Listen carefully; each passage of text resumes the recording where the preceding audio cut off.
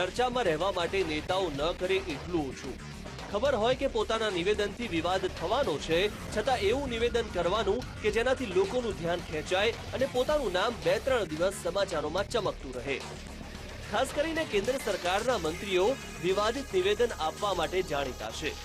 પછી તે સુશીલ કુમાર શિંદે હોય કે સલમાન ખુરશીદ. વિદેશ મંત્રીનું માનભર્યું પદ ધરાવતા સલમાન ખુરશીદે આ વખતે મોદીને પોતાના નિશાને લીધા છે. પોતાના સંસદીય મત વિસ્તાર ફરુખાબાદમાં ખુરશીદે તમામ હદ વટાવતા અને શિષ્ટાચારની સીમાઓનું ઉલ્લંઘન કરતા નરેન્દ્ર મોદીને નપુંસક ગણાવ્યા. उसके बाद तुम्हारी एक मंत्री माया कोटरानी वो नादिया पटौदिया में जाती है और वहां लोगों को मरवाती है.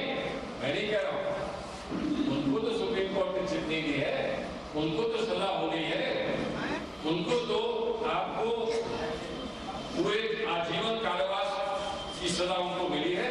वो तो तुम्हारी कैबिनेट की मंत्री थी, उनको नहीं तुम रोक पाए.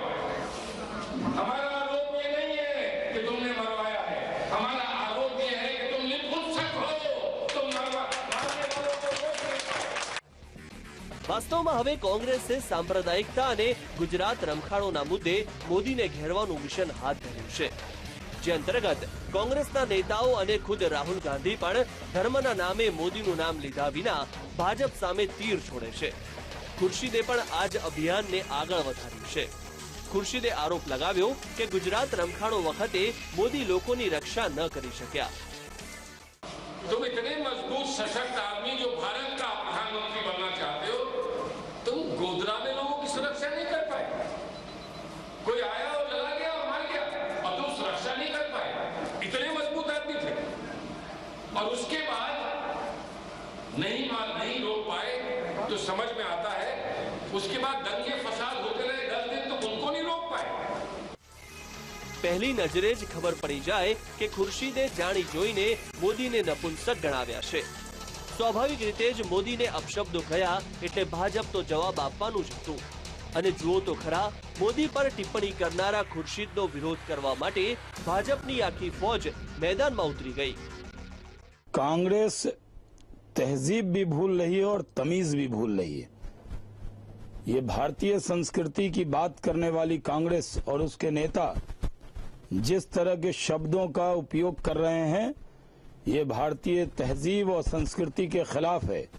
सलमान खुर्शीद विदेश में पढ़े हैं, उनकी पार्टी विदेशी मूल्यों को ज्यादा महत्व देती है, लेकिन भारतीय संस्कृति की धज्जियां उड़ाने का और भारतीय जो तहजीब और तमद्दुन है उसको तोड़ने का अधिकार किसी भी कांग्रेस के नेता को नहीं है. क्या कहेंगे, इतनी अभद्र भाषा की पूरी मीडिया भी भर्त्सना कर रही है.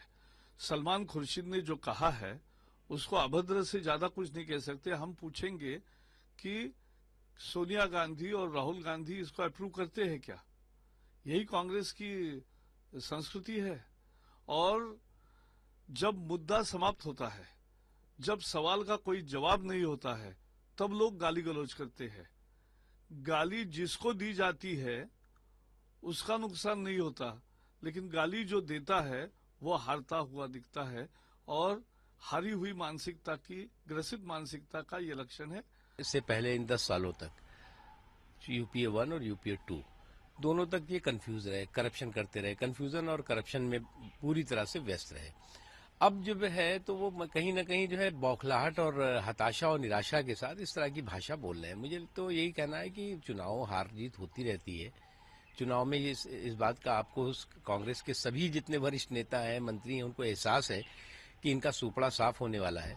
लेकिन सुपड़ा साफ होने के साथ इस तरह की बौखलाहट और इस तरह के बेसुरे बयान जो है वो निश्चित तौर से इनको किसी लायक नहीं छोड़ेंगे. सलमान खुर्शीद जी मर्द वो कहलाया जाता है जो जंग में खड़ा होकर और लड़ाई लड़ता है, लड़ाई के मैदान से भागता नहीं है.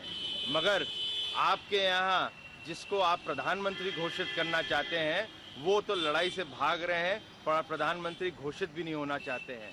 तो उसको वो क्या कहेंगे? उसको शायद नपुंसक कहते हैं. तो आज सलमान खुर्शीद जी आप इसका निर्णय कर लीजिए कि मर्द कौन है. वो मर्द है जिसके पास 56 इंच की छाती है. આ આખા પ્રકરણમાં મહત્વની વાત તો એ છે કે ખુરશીદે વિવાદ પણ ઉભો કર્યો અને પોતાના નિવેદન પર માફી માંગવાનો પણ સાફ ઇનકાર કર્યો. મોદીને ફરી એક વખત નપુંસક કહેતા ખુરશીદે જણાવ્યું કે તેઓ મોદીને નપુંસક ન ગણાવે તો શું કહે.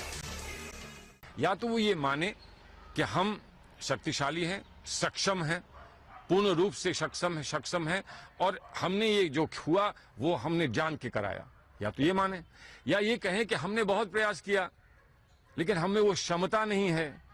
और अगर क्षमता नहीं होती तो उसको क्या कहते हैं, नपुंसक कहते हैं, कुछ और कहते हैं.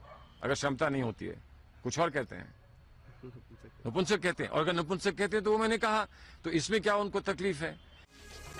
સૌથી મોટો કોઈ નશો હોય તો તે સત્તાનો નશો છે. સલમાન ખુરશીદ પણ કેન્દ્રીય વિદેશ પ્રધાન પદના નશામાં એલ-ફેલ બોલવા લાગ્યા છે. બની શકે કે હાઈકમાન્ડ તરફથી જ તેમને આવી છૂટ આપવામાં આવી હોય. હવે સવાલ એ થાય છે કે એક તરફ તો રાહુલ ગાંધી કોંગ્રેસી નેતાઓને અંકુશમાં રહેવા તેમજ શબ્દો પર નિયંત્રણ રાખવાની સલાહ આપે છે, પરંતુ લાગે છે કે રાહુલ ગાંધીની સલાહ માનવા કોઈ તૈયાર નથી.